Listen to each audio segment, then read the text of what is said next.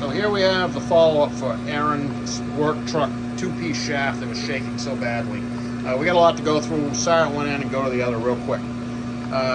So I took it all apart. To begin with, the back section didn't make the trip.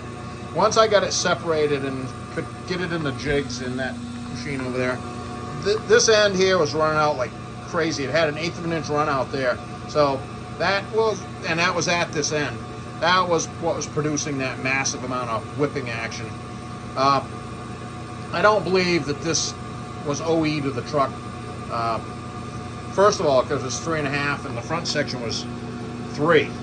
I've done a lot of these trucks, and usually both sections are the same size. It'd be very rare for the manufacturers to make a step like that from 3 to 3.5 on a short section like that.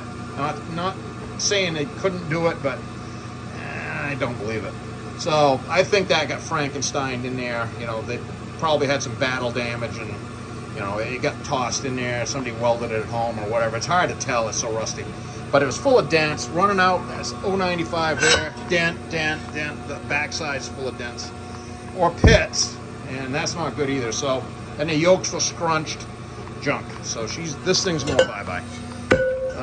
So I made a new back section, 3-inch 083, just like the front.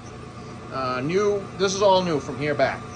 Spicer 3-28, 57 weld jokes, both ends. Spicer 1410. The good snap-tight U-joints, those are the best U-joints there are. The good news is the stub and slip was in really good shape. It was a little crusty on the exterior, which I blasted everything, but internally it's fine, so that's good news. 211 359X with the proper wetting ring, that chrome-looking thing there, and the slinger that's spinning right there. That's factory. That's the way it's supposed to be. That's a Spicer bearing, so that's a win. Spicer 1350 series snap tight. Sandblasted the front section, cleaned up well. It's lightly pitted. I will say that the journal that the center bearing rides on had lost its press fit by like a 1/2 thousandths. It still pressed on a little bit, but not as tight as it should have. So I took my knurling tool and knurled it, and it's mounted on there with stud and bearing mount Loctite, and that's common for these drive shafts that shook for a long time. It just kind of wears that fit out because the thing was just pounding so bad. But you don't want to throw that midship stub and slip away if you can help it, because that's, in this market, it's expensive. So that's going to run fine. I'd do this if it was my truck. So we'll crack the throttle here, keeping in mind this couldn't go 600 RPM yesterday, so that's just about 3,000.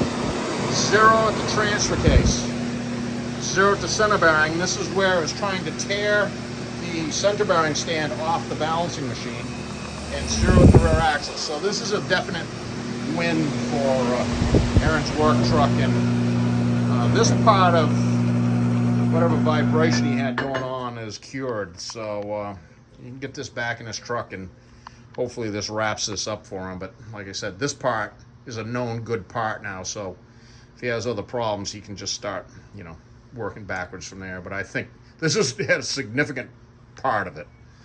I'll get some paint on this and get it to him as soon as possible.